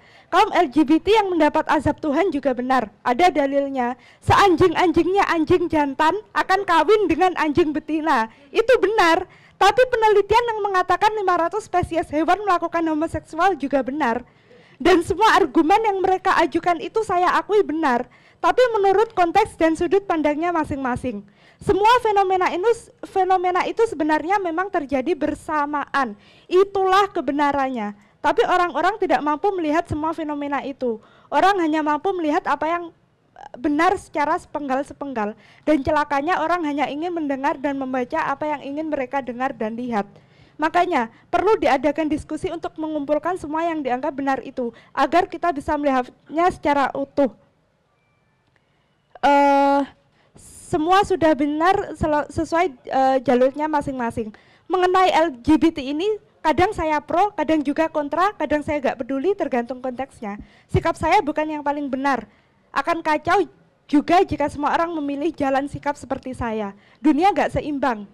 Sekali lagi, silahkan yang pro, silahkan yang kontra, silahkan yang gak peduli. I love you all. Tentu sikap ini tidak hanya sebatas LGBT saja. Sekarang kalian tahu sikap saya terhadap isu-isu lain cukup serupa. Terima kasih.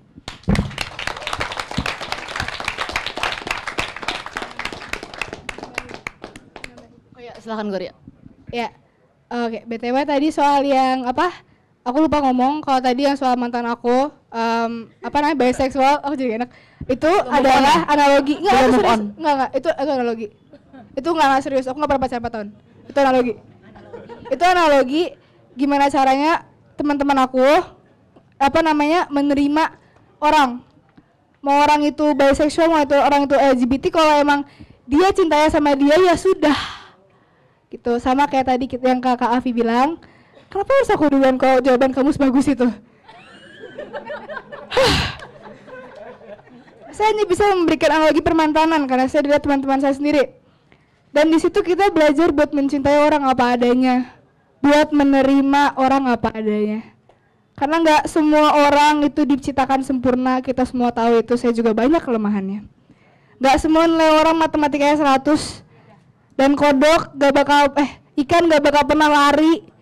Dan juga anoa nggak bakal pernah nyelam. Kita semua tahu itu. Kita bagus di beda masing-masing. Kalau misalnya emang LGBT itu sesuatu yang tabu, kenapa itu ada? Itu nggak mungkin bakal bertahan bahkan setahun kalau emang itu tabu. Kanibalisme dalam beberapa ratus tahun itu menjadi sebuah ketabuan dan akhirnya sekarang sudah hampir punah karena itu tabu. Tapi LGBT kenapa makin berkembang? Karena itu relatif, bukan sebuah ketabuan. Kayak tadi kita semua tuh nggak bisa ngelihat kebenarannya secara keseluruhan karena benarnya beda-beda. Dan ingat tadi analogi, aku takutnya dipelintir. Ya, dipelintir.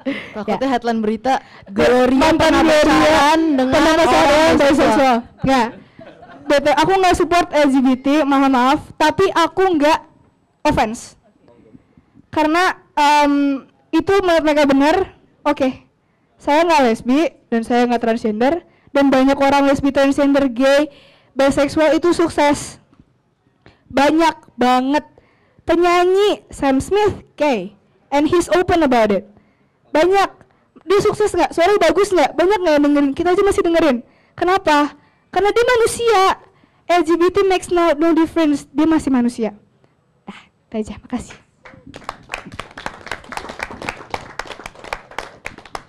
Kalau ada undang-undang perkawinan sejenis di Indonesia, kamu akan gugat ke MK atau terima? Aku akan terima karena itu hak mereka. Afi? Pernikahan sejenis,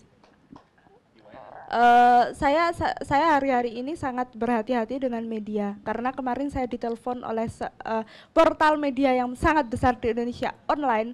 Semua yang saya katakan dijadikan headline berita. Saya tidak mau memberikan tentang ini. No comment, terima kasih. Oke. Semoga mantan saya nggak jadi headline.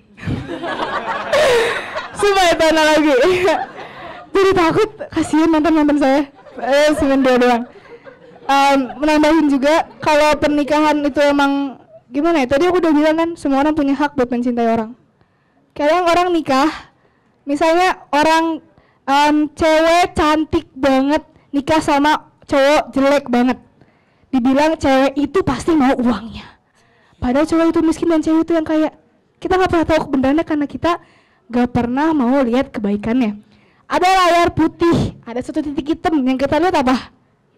Titik hitam. Pernah nggak kita lihat, wah isinya putih semua, apaan sih? Pernah, kita pasti ingin kan ini titik hitam, bukan layar putih, ya nggak? Karena orang pasti lebih mencolok ke keburukannya daripada kebaikannya. Same thing as marriage. Nikahilah orang yang kalian sayangi. Dan kalaupun LGBT dilegalkan, saya sedikit bersyukur karena peledakan populasi bisa sedikit menurun, mungkin. Iya nggak? Nikah itu sebuah tujuan hidup buat kebanyakan orang Indonesia, makanya populasinya dar. Dan banyak anak, banyak rezeki, padahal dia sendiri nggak bisa menafkahi. Banyak yang kayak gitu.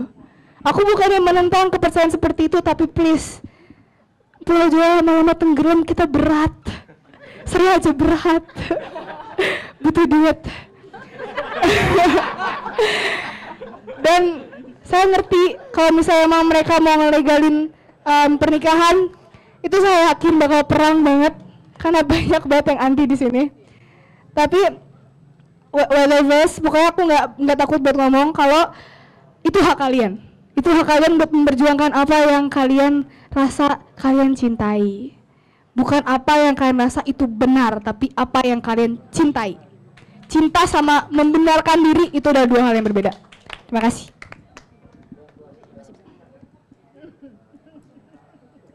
Satu pertanyaan lagi deh. Ada yang mau nanya? Oke.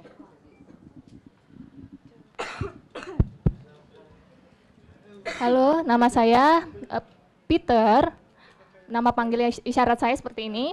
Saya dari Gerkatin Kepemudaan. Gerkatin adalah Gerakan untuk Kesejahteraan Tuli Indonesia. Saya ingin bertanya. Nah, sebelum saya bertanya, pernah terjadi ketika saya datang untuk mencari sebuah kontrakan, lalu saya menemukan sebuah rumah dan saya bertanya, itu kontrakannya ada di Jogja lokasinya. Saya nanya, orang tersebut, orang yang punya kontrakan tanya, kamu agamanya apa?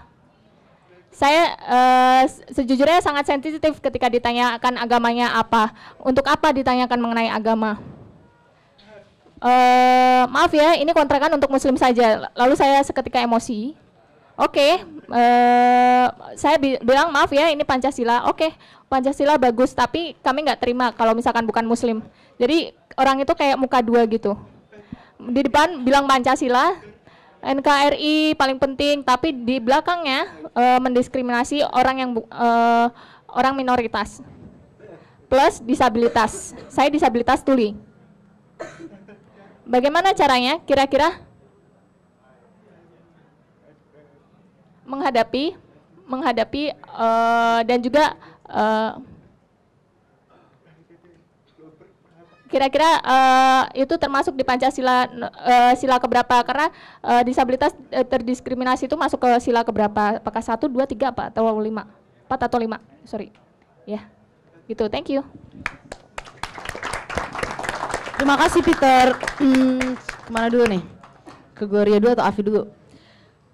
Kamu dulu. Bagaimana caranya menghadapi orang-orang yang diskriminatif terhadap Pancasila? Bukan, terhadap kaum disabilitas. Masuk sila keberapa itu? Sebenarnya saya pengen kasih ke Gloria, tapi kategori Afi dulu. Gantian. Diskriminasi terhadap kaum minoritas disabilitas, menurut saya melanggar sila relatif ya. Bisa orang memaknainya bisa melanggar sila kedua, bisa juga melanggar sila yang pertama, karena kita semua diciptakan Tuhan dengan berbeda. Sangat relatif sekali. Tapi bagi saya, orang yang sampai kamu nggak boleh kos di sini karena kamu Kristen, kamu nggak boleh kos di sini karena kamu Buddha, Hindu, Yang boleh ke sini cuma Islam, yang boleh ke sini cuma Kristen, yang lainnya nggak boleh.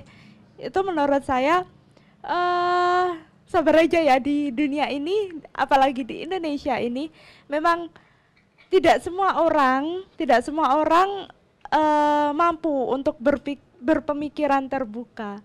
Tidak semua orang mampu untuk menyingkirkan tendensi agama dan kepercayaannya. Tidak semua orang mampu untuk menyingkirkan ego, untuk menyingkirkan sikap sentimentalnya.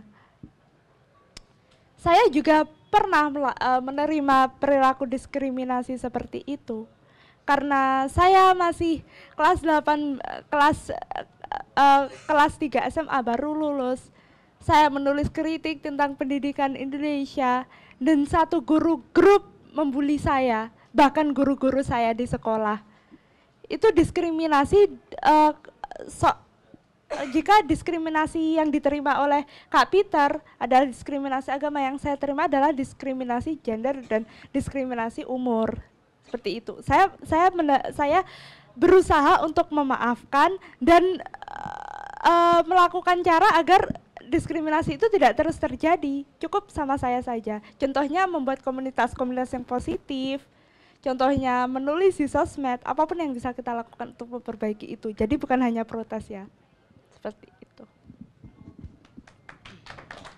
Sebelum saya ke Gloria, saya mau bilang sama Peter, kalau katanya Wiji Tukul, hanya ada satu kata kalau ada orang seperti itu, lawan. Ya, soalnya saya gregetan banget dengar cerita itu, maaf. Tugas saya mau moderator hari ini, bukan jadi pembicara. Gloria, silahkan. Saya juga jujur emosi parah denger deh.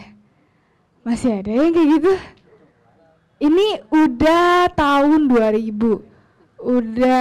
bumi ini udah hadir kalau nggak salah miliaran tahun yang lalu. Dari debu mikroorganisme akhirnya dengan kepercayaan masing-masing terciptalah manusia. Dan saya bingung, terus kalau misalnya Anda tidak diciptakan sempurna, emang Anda order sama Tuhan saya mau sempurna? Saya aja nggak order sama Tuhan saya enak campuran dihujat, apalagi mereka. Aku sangat respect sama kalian karena kalian adalah orang-orang tertangguh yang saya bakal kenal. Kalian hebat kakak-kakak. Karena saya yakin kalau cobaan itu gak selamanya cobaan. Karena cobaan yang menurut saya itu cobaan, menurut orang lain itu cobaan, gak semuanya. Dan menurut saya itu hadir buat kalian, untuk menguatkan kalian, untuk menyadarkan orang lain kalau kita nggak semuanya senang. Dan untuk menyadarkan orang lain, kita harus senang dengan kesedihan kita juga. Kita harus senang membawa segala kelemahan kita, karena nggak semua kelemahan itu adalah kelemahan. Kita nggak mungkin bisa jadi kuat kalau kita nggak punya kelemahan. Itu menurut aku, dan aku sangat sedih. Mental-mental tempe itu bener-bener pengen aku goreng. Lapar. Maaf ya, aku suka ketawa, jadi kalau serius aku nyari kesempatan. Dan aku sayang sama kalian karena aku yakin kita semua pasti punya pengalaman terinspirasi dari mereka. Banyak TV station yang udah mempublikasikan gimana caranya mereka kuat. Dan kita yang sempurna ngeluh-ngeluh kalau kita nggak kuat jalan hidup kita. Kita nggak malu sama mereka. Itu yang bikin aku pernah sekali sedih. Kayak kenapa aku lahir kayak gini, kenapa aku gendut, kenapa aku apa. Aku pernah kayak gitu. Aku kehilangan 20 kilo. Dulu aku gendut banget. Aku sempat ngujat diri aku sendiri, kenapa aku gendut? Kenapa aku lahir besar? Kenapa aku lahir tinggi? Sampai orang-orang tuh kayak aku sempat mikir gitu, tapi pas aku nonton di National Geographic Channel betapa struggle-nya orang yang belajar untuk bahasa isyarat aja harus belajar, aku tahu itu. Dan aku tahu itu pasti susah buat kalian waktu kecil. Dan aku kagum, aku malu sama diri aku. Kenapa aku malah berpikiran kalau aku nggak beruntung? Dan mereka tuh menyadarkan aku. Dan aku yakin pasti ada titik dalam hidup orang-orang menyebalkan itu, di mana mereka bakal lihat kembali dan melihat ke kalian. Ternyata saya yang lemah, bukan mereka. Bukan mereka yang punya kelemahan, tapi saya, karena saya sudah menghujat diri saya sendiri. Terima kasih. Terima kasih Gloria, Afi. Kesimpulan yang bisa kita dapat hari ini, kalian yang tua jangan kalah sama yang muda-muda.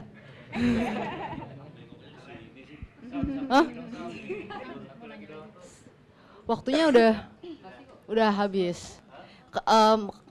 Kalau mau tanya bisa langsung ke Gloria sama Afi langsung setelah ini.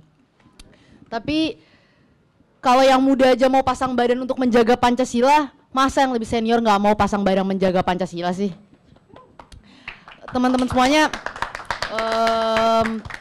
kita bangga ada orang seperti Afi dan Gloria yang bisa bicara selantang ini di tengah-tengah masyarakat Indonesia yang merasa berbicara yang seharusnya itu sudah menjadi dosa saat ini. Jadi kita harus apresiasi, dikasih tepuk tangan sekencang-kencangnya untuk Afi dan Gloria. Dan bukan hanya memberikan tepuk tangan, tapi kita juga lawan segala upaya intimidasi terhadap anak-anak muda yang mau menjaga negerinya dari segala ancaman. Segitu aja. Wassalamualaikum warahmatullahi wabarakatuh. Saya minta karena ruangannya mau dibersihkan dan sebentar lagi akan buka, kita bisa tunggu di luar. Nanti kumpul lagi untuk sholat maghrib bersama dan kemudian kita juga ada kumpul-kumpul ngobrol bareng dengan pengurus DPP PSI yang lainnya. Kalau mau tanya-tanya soal PSI bebas setelah sholat maghrib dan buka bersama atau buka bersama bareng. Itu aja. Terima kasih.